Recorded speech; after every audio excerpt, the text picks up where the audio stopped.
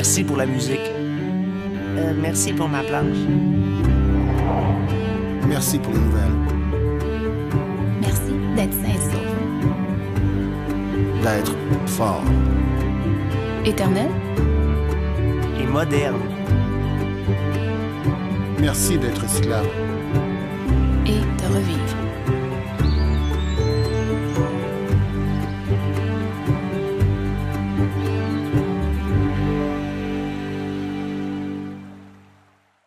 Alors bonjour, M. Charette, ça va bien?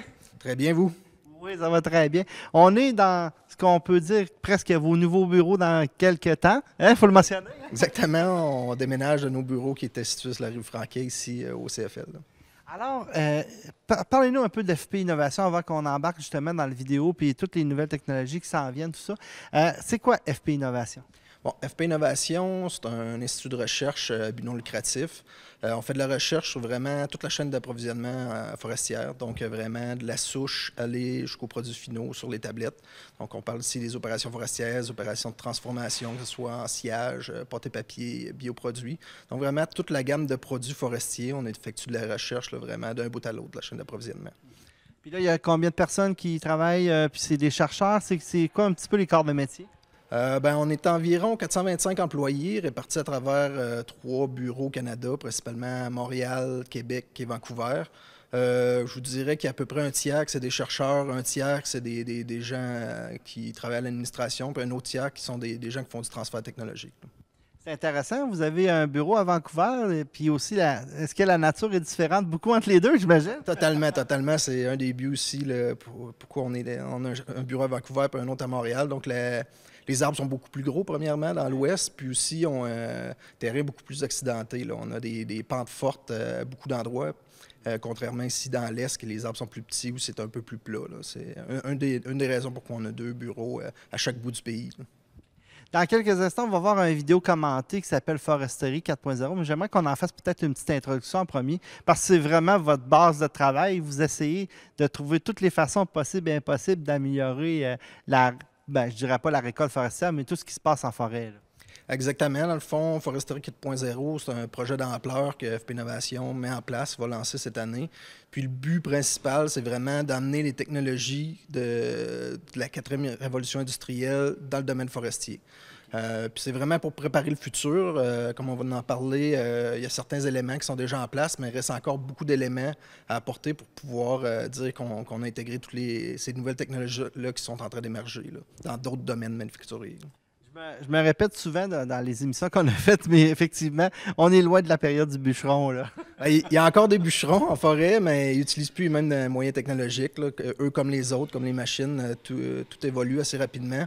Puis, dans le fond, dans notre projet, on veut vraiment accélérer les développements technologiques dans le domaine forestier. Parce qu'on ne se cachera pas souvent pour ces hautes technologies-là. Le domaine forestier n'est pas tout le temps le premier auquel ils pensent.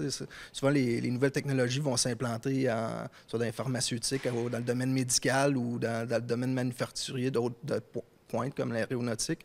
Puis le domaine forestier, souvent, on dit qu'on n'est peut-être pas assez sexy pour les intéresser dès le départ, mais il y a beaucoup de place pour avoir de grands potentiels au niveau de l'amélioration pour les coûts d'approvisionnement, puis de l'amélioration de la valeur qu'on peut créer avec la ressource forestière.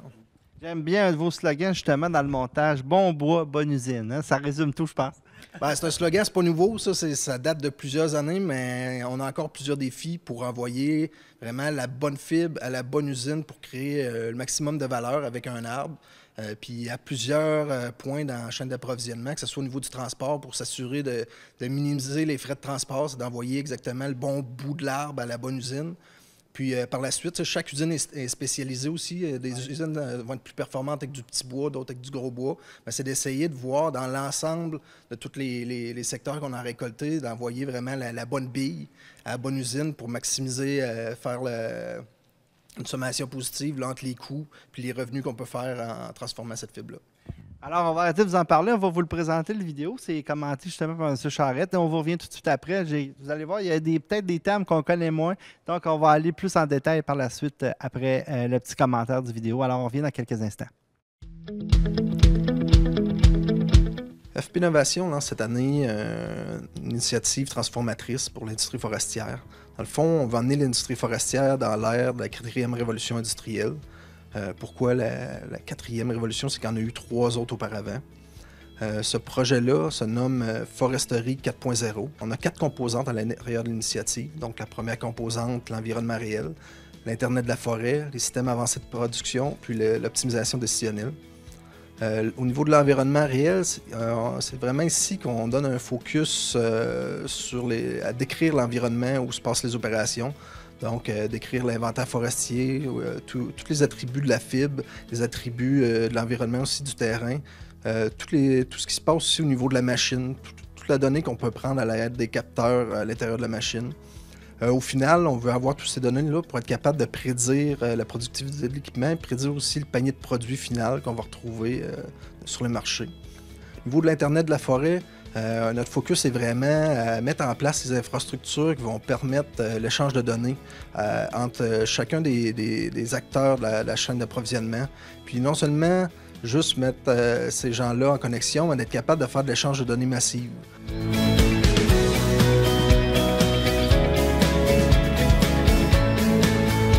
Les systèmes avancés d'approvisionnement, dans le fond, c'est qu'on veut amener au standard de l'industrie 4.0 les équipements qu'on utilise en forêt, notamment en développant une nouvelle génération de capteurs qui vont nous permettre vraiment de voir l'interaction de la machine avec la forêt, dans le but, entre autres, d'automatiser les tâches répétitives et d'évoluer ultimement jusqu'à la robotisation.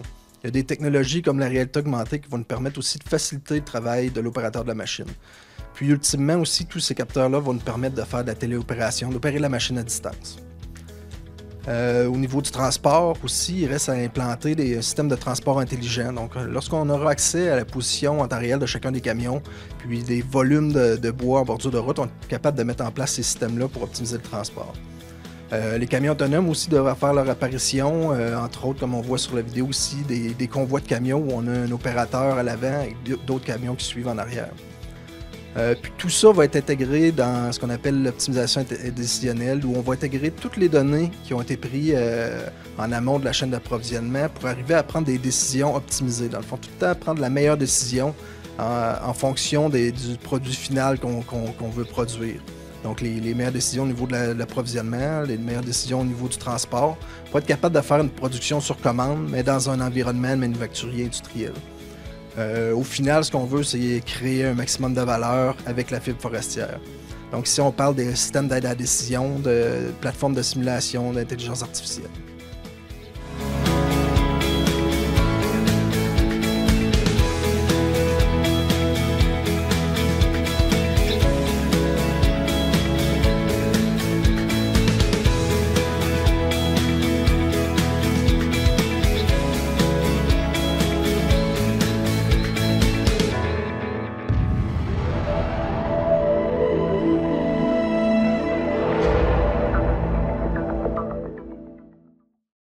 Alors, comme vous pouvez le voir, on a vu beaucoup de concepts, beaucoup d'informations. Alors, M. Charette, on va décortiquer ça, on va venir un petit peu. Tout d'abord, au début du vidéo, vous avez vu qu'on est dans la 4e révolution, la révolution du cybersystème. Peut-être résumer les 3 premières, puis voir où on s'en va là, pour la 4e. Bon, ben, rapidement, dans le fond, la première révolution industrielle s'est passée des années 1800. C'est l'introduction de la machine à vapeur, où on a mécanisé les processus de production. Par la suite des années 1900, l'électrification, dans le fond, a permis la production à la chaîne. Donc, M. Ford, entre autres, avec sa Forte, a été un des premiers à manufacturer un produit à la chaîne. Puis par la suite, dans le fond, dans les années 70, on a vu l'introduction des robots sur les chaînes de produits. Donc, puis là, on est à l'aube de voir des robots qu'on appelle des robots intelligents, des systèmes cyberphysiques, où, dans le fond, toute la chaîne de production est interconnectée avec le monde réel, où on peut arriver vraiment à interrelier toute la chaîne d'approvisionnement à l'intérieur de l'organisme qui produit, mais également avec tous les gens qui interagissent à l'extérieur également. Est-ce qu'on est loin de ça? C'est une question qui est difficile à répondre. Ça va dépendre de la vitesse à laquelle les technologies vont être intégrées dans le monde manufacturier, mais il y a plusieurs éléments qui sont déjà en place, là, ce qu'on appelle le concept d'Internet des objets. Même dans la vie de tous les jours, on commence à voir des réfrigérateurs qui sont connectés à Internet. On peut allumer nos lumières de maison à distance. L'Internet des objets, c'est ce qui amène un peu dans le monde manufacturier à connecter toute la chaîne d'approvisionnement. Donc, ça s'en vient. On est un peu entre deux, mais on dit qu'on est à l'aube de cette révolution industrielle-là. Donc, oui, on y est prêt, là. Justement, il y a quelques temps, on est allé faire des visites, entre autres au Cégep de Sainte-Foy. On commence déjà à s'en servir beaucoup de ce qu'on appelle la cartographie par satellite, de comment repérer son territoire par le haut, par des photos GPS, tout ça. Ça, c'est pratiquement très bien implanté. Je pense que ça, c'est vraiment le départ, puis ça va très bien, là. Oui, au niveau de la télédétection, on a fait des pas de géants là, en foresterie dans les dernières années. Donc, tout ça, souvent, c'est pour mieux décrire ce qu'on appelle l'environnement réel.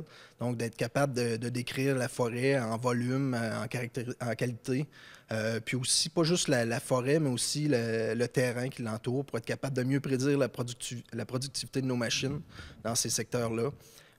Puis de savoir également où aller, quand y aller. Donc ça, on a avancé vite. On a entre autres la technologie LIDAR. Justement, c'était ma prochaine question, M. Charette. C'est quoi du LIDAR? Bon, le LIDAR, l'acronyme veut dire Light Detection and Ranging System. Rapidement, dans le fond, c'est un laser qu'on envoie soit à partir pour le LIDAR aérien, on envoie à partir d'un avion ou d'un drone. C'est un rayon laser qu'on envoie au sol. Puis ce rayon laser-là, dans le fond, il rebondit sur peu importe l'élément sur lequel il va arriver. Donc, s'il frappe un arbre, il rebondit puis il retourne à l'avion. Ou s'il frappe le sol, il rebondit, il retourne à l'avion. Puis en ayant cette mesure-là, nous, ça nous permet d'avoir une mesure exacte de la hauteur de l'arbre, de la hauteur du sol. Donc, un moins l'autre nous donne la hauteur totale d'un arbre. Puis, à partir de régression mathématique, on peut arriver à déterminer d'autres attributs de l'arbre, donc sa grosseur, le DHP. Souvent, les arbres les plus gros vont être les arbres les plus hauts. Donc, à partir de la hauteur, on peut arriver à savoir assez précisément la grosseur de l'arbre. DHP, c'est quoi? Diamètre, hauteur, poitrine, c'est dans le jargon forestier. Donc, c'est une manière qu'on s'est donnée pour déterminer le diamètre des arbres. Donc, c'est à 1,3 m du sol qu'on mesure un arbre. Okay. Quand c'est, dans le fond, vous n'êtes pas obligé d'aller sur le terrain à ce moment-là, c'est tout l'ordinateur qui fait, mais vous ne pouvez pas le faire pour toute une forêt, c'est trop compliqué. Fait que j'imagine vous prenez des échantillons, c'est ça? Bien, en fait, ça se fait en plusieurs étapes. La première étape, c'est de vraiment scanner toute la forêt à l'aide d'un avion avec un senseur LIDAR qui est sous l'avion qui scanne toute la forêt.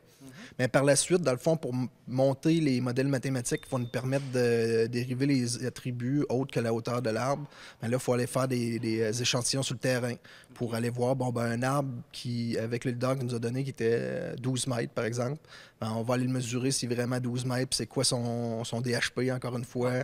On va aller mesurer toutes les caractéristiques pour se servir de ces données réelles-là pour bâtir nos modèles qui vont nous permettre de générer l'inventaire forestier à grandeur du territoire.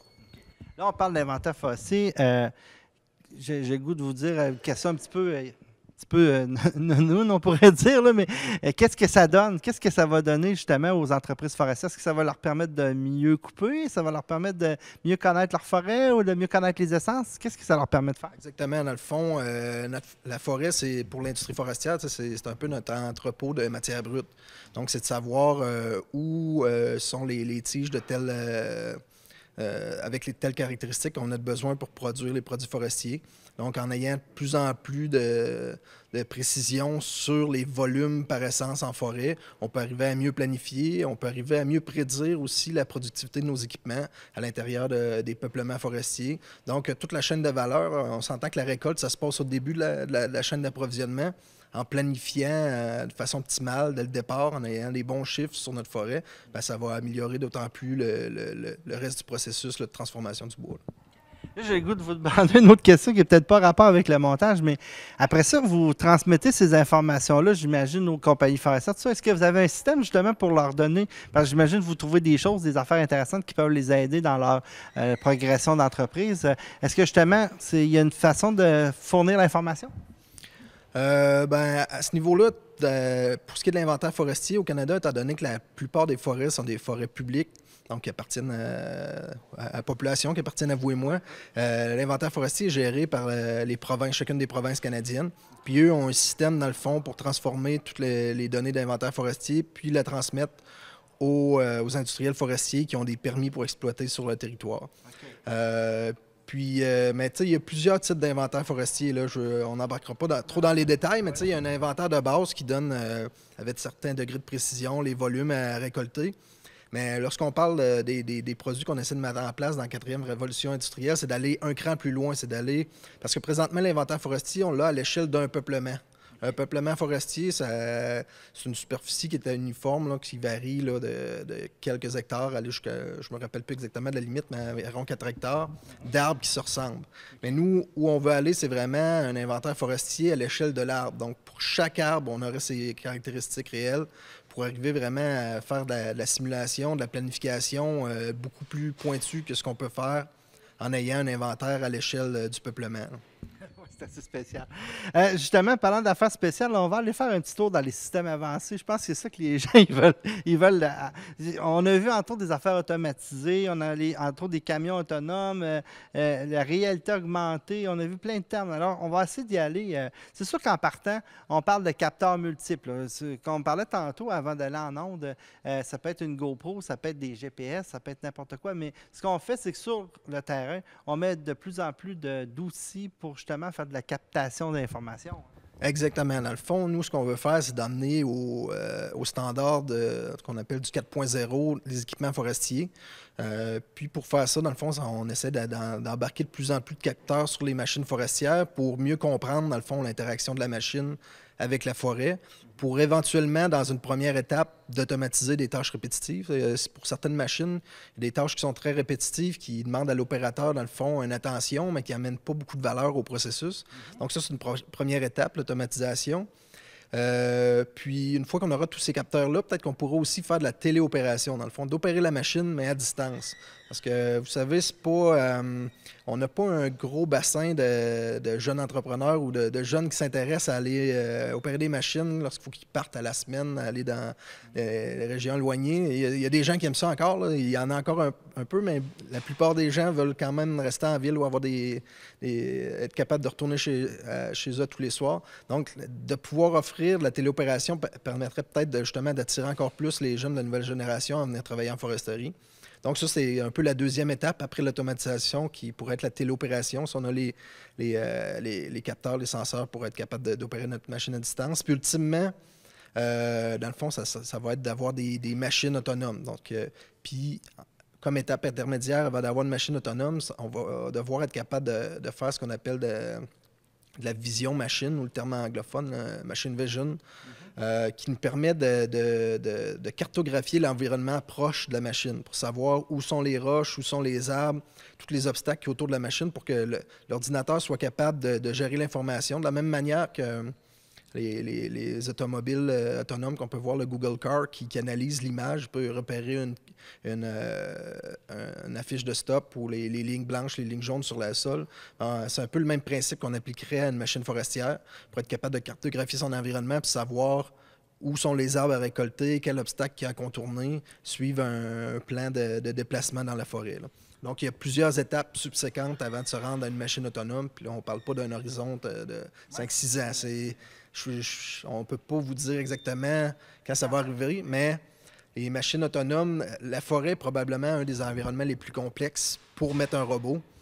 Justement parce que c'est un environnement qui est qui a des conditions extrêmes. Il y a de la pluie, il y a de la neige, des températures extrêmes. C'est pas un sol plat, à part peut-être dans des plantations, mais c'est un sol qui peut être qu'on peut avoir des pentes fortes, des gros boulders, des grosses roches. Donc c'est un défi technologique de mettre un robot en forêt, mais c'est quand même un but qu'on veut essayer d'atteindre là, à long terme. Là, présentement, est-ce que vous avez fait des tests? Est-ce que c'est des équipements qui sont déjà créés, mais que là, ils sont en test? Ou Non, je vous dirais que c'est encore assez au balbutiement. Lorsqu'on parle de robotique en foresterie, souvent, c'est des plateformes sur roues qu'on essaie de faire circuler en forêt, puis il y a beaucoup de limitations. Là, on ne les envoie pas sur les terrains les plus extrêmes au départ. Là, on les envoie juste sur des terrains plats, puis... donc, ça débute, mais ultimement, dans le fond, ça va être d'avoir des plateformes de recherche semblables aux équipements qu'on utilise en forêt, avec des chenilles ou des pneus de plus forte dimension qui nous permettent d'évoluer à travers la forêt, là. Tantôt, on parlait justement des machineries qui pourraient être autonomes, qui pourraient même être dirigées par quelqu'un qui est dans un autre local. Mais on a vu aussi vers la fin du montage des capteurs routiers puis des camions autonomes, là. Ça aussi, c'est intéressant parce qu'on sort la matière aussi du bois avec, dans le fond, juste un camion, pas de conducteur, là. Oui, puis dans le fond, au niveau des camions autonomes, ça va peut-être venir plus vite que des abatteuses autonomes parce que le contexte routier est peut-être moins complexe qu'une forêt. Puis il y a beaucoup d'avancées dans le monde que je pourrais appeler transport civil, là. Il y a déjà des camions autonomes sur certains bouts d'autoroute en Europe et aux États-Unis. Donc la technologie est là, c'est plus au niveau de la réglementation, là, au niveau des divers gouvernements qu'on va devoir adapter là, à ces technologies-là. Entre-temps, avant d'avoir des camions autonomes, il y a peut-être les camions en convoi, comme on voit dans la vidéo, où il y a un conducteur dans le premier camion, mais il y a d'autres camions qui suivent à distance, en arrière, qui pourraient suivre, dans le fond, le premier, puis s'adapter à la vitesse du premier, puis de cette façon-là, dans le fond, de maximiser un peu le volume de bois qu'on peut sortir avec un camion, mais aussi de profiter de l'aspiration du premier camion pour sauver sur l'essence. Dans le fond, le but, tout le temps, c'est d'essayer de réduire les coûts d'approvisionnement, puis de maximiser la valeur des produits qu'on peut amener. Mais la robotique au niveau des camions, on va la chercher là. Les coûts d'approvisionnement pour les produits forestiers, c'est une grosse part, dans le fond, du coût final de transformation. Donc, tous les gains qu'on peut aller faire à ce niveau-là vont permettre d'être plus compétitifs là, au niveau international, là. Alors, c'est Retour vers le futur aujourd'hui qu'on fait. C'est vraiment spécial d'avoir tout ce qui se passe au niveau forêt. Oui. Oui, ben, je voulais juste parler aussi d'un des autres éléments là, qui est dans les systèmes avancés d'approvisionnement, qui est super intéressant, qui s'appelle la réalité augmentée. Dans le fond, avant qu'on ait des robots autonomes, on a encore pour un bon bout de temps à avoir des gens qui vont opérer les machines.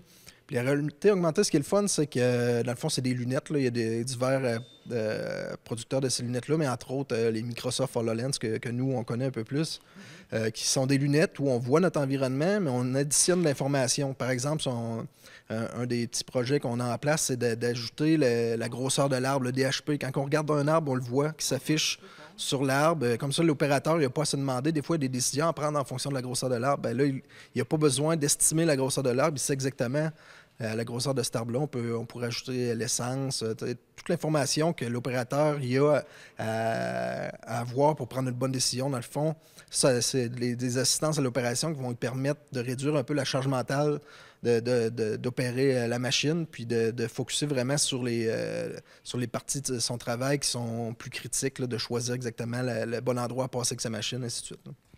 J'aimerais qu'on termine avec l'optimisation décisionnelle parce qu'on s'en va vers ça, dans le fond, puisque tout ce qu'on fait, tout ce qu'on essaie d'imaginer, c'est pour optimiser ce qui va se prendre au niveau dans le fond, ce qui va se faire au niveau de l'entreprise à l'autre bout, là. Oui, dans le fond, l'optimisation décisionnelle, c'est un peu l'intégrateur de tout ce qui se passe avant dans le projet les trois autres parties. Ici, on utilise toute la donnée qui a été récoltée, puis on vient optimiser les décisions le long de la chaîne d'approvisionnement, mais de façon en temps réel, là. Donc, à mesure que les opérations de récolte avancent, par exemple, s'il y a des décisions à se prendre, ben, le système prévoit qu'on n'atteindra pas nos objectifs, mais on réagit tout de suite, puis on envoie une action corrective à prendre sur le terrain. Dans le fond, c'est vraiment à ce niveau-là. Puis aussi, tout le concept qu'on appelle le concept de jumeaux numériques, encore une fois du terme anglophone Digital Twin, qui est grâce au capteur, c'est de créer un environnement virtuel où tu as ta forêt virtuelle, tu as ta machine virtuelle, mais qui est connectée à la vraie machine, à la vraie forêt. Donc, on peut être capable de suivre nos opérations dans un environnement virtuel en temps réel, mais aussi si on veut faire des simulations, par exemple, il y a bien des manières de faire la récolte dans un bloc. Ben, on pourrait simuler 1000 façons de la faire. Dans ces 1000 façons-là, c'est laquelle qui amène la meilleure productivité. Donc, en ayant ces plateformes-là virtuelles, ça nous amène à générer plusieurs scénarios, puis toujours prendre le scénario optimal pour, encore une fois, réduire les coûts d'approvisionnement, être plus productif, puis amener exactement les bons produits qu'on a besoin en bordure de route, puis ultimement à l'usine. L'ordinateur va te faire des projections 5 ans, 10 ans, 15 ans pour voir comment ça va se régénérer, c'est ça? L'ordinateur, il va faire ce qu'on va lui demander de faire, mais c'est exactement ça le principe. C'est d'utiliser la simulation pour optimiser les processus réels, puis de réagir, dans le fond, à chaque fois qu'on voit qu'on ne respecte pas le plan, parce que dans la vie, des fois, on ne respecte pas tout le temps les plans, surtout en forêt. On est un peu à la merci des éléments, que ce soit des événements climatiques extrêmes ou autres. Des fois, il faut changer le plan. Bon, mais quand on le change, il faut être capable de savoir c'est quoi le prochain plan optimal. Bien, dans le fond, la simulation va nous permettre d'avoir une réponse rapide sur le prochain plan optimal pour faire la récolte, le transport et la transformation en usine. En tout cas, c'est vraiment impressionnant. Puis j'ai le goût de finir par justement une de vos dernières phrases du montage. Le monde change, la foresterie se transforme. Je pense que ça résume tout dans le fond. Et dans le fond, vous êtes là pour la transformer, pour que ça aille pour le mieux. Exactement. Puis on est surtout là pour accélérer cette transformation-là parce qu'on pense que ça va arriver de toute façon. Mais en foresterie, c'est un marché mondial. Hein. Si le Canada veut rester un des premiers joueurs comme qu'on est présentement, il faut prendre le train comme les autres. Hein. Donc, il faut s'assurer que ça aille vite, que ces technologies-là, puis on les intègre à la foresterie, puis qu'on intègre les bonnes technologies, puis qu'on les adapte de la bonne façon pour générer le maximum de revenus à partir de la forêt. Hein. Est-ce que, juste une question qui me vient, vous parlez du Canada, est-ce que les autres pays, justement, viennent nous compétitionner? Qu'est-ce qui se passe de ce côté-là? Oui, bien, justement, le concept d'industrie 4.0, ça vient de l'Allemagne. Donc oui, les pays européens, surtout les pays scandinaves, je vous dirais, sont en avance sur nous présentement là-dessus. Puis, ce qu'ils ont de différent de nous, puis on n'a peut-être pas parlé durant l'entrevue, mais en Europe, tu as une couverture cellulaire presque mur à mur. Donc, c'est facile de changer de la donnée. Au Canada, on n'a pas ça. Au Canada, il y a seulement 46 excusez-moi, des forêts qui ont une couverture cellulaire. Donc, ça veut dire qu'il y en a 54 qui n'ont pas de couverture cellulaire. On peut changer de la donnée via satellite, mais c'est très coûteux, puis le volume de données est quand même limité. Donc, lorsqu'on parle de faire du big data ou d'échanges de données massives, on n'a pas une structure pour le faire présentement. Puis c'est un élément aussi qu'on voit dans la vidéo, puis c'est un élément où on veut travailler, nous, FP Innovation, amener des structures qui vont permettre l'échange de données à l'échelle, en foresterie à la grandeur du pays. Là.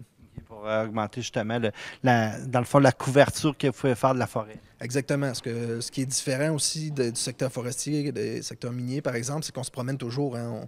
On récolte un secteur, un mois après, on va dans un autre secteur, on se promène beaucoup.